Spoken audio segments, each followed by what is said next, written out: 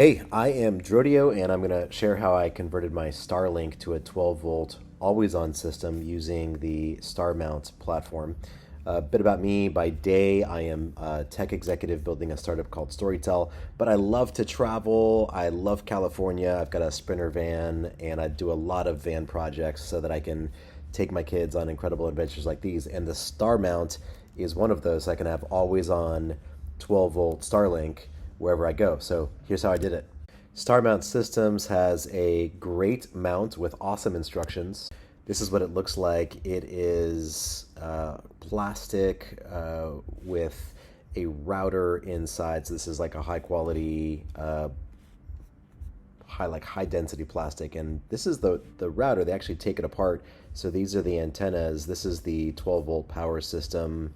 And you can see it's got a metal case, pretty weatherproof. Basically, the dish is going to go inside this case, which means that we have to cut the dish. So that's the first thing in the instructions.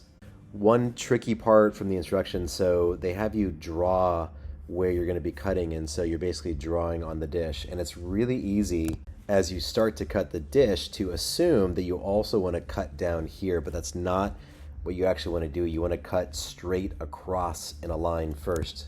StarMount recommends that you use a Dremel, but I used this DeWalt cordless router and it worked fine. I just had it barely peeking out so that it would cut through the plastic like 1/8 of an inch.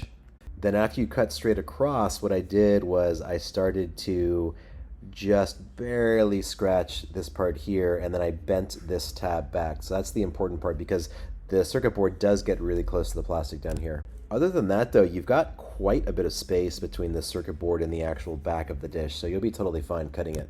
Here's a picture of what it looked like as I cut around the dish, and again, just making sure that you don't cut out this part that you drew. Here's my workspace, total mess, but you can see that they actually ship you the router housing because you're going to need the QR code on the back to get it set up. Here's the dish after it was cut.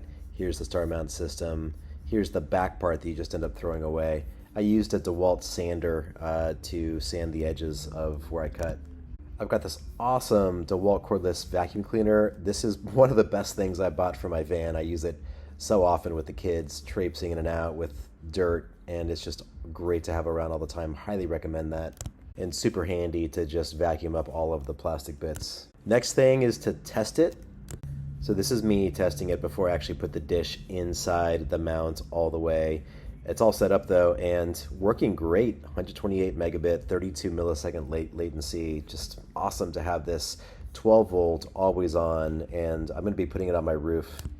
Anyway, subscribe to my channel if you want to see more about how I got an Owl Pismo bumper installed, how I installed super springs on the van, had to install them 3 times to get it right. Lots of trickiness there. How I sleep 4 kids and 2 adults in the van. How I'm rapid prototyping a cardboard kitchen, complete with a sink and power. How I set up my van's power system, including the 110 volt.